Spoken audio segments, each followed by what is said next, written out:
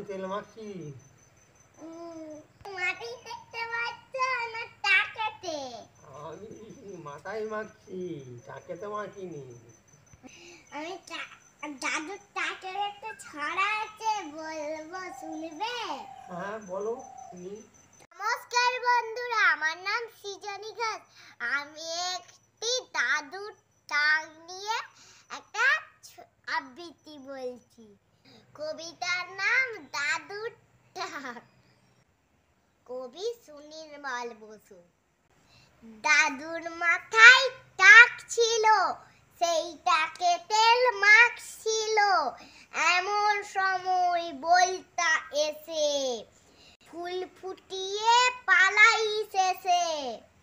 গুলিয়ে দিল বুদ্ধি দাদুর, ফুলিয়ে দিল টাকটারে।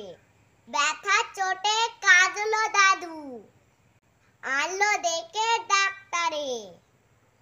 নমস্কার। কেমন হয়েছে ছড়াটা? কেমন লাগলো তোমার দাদু?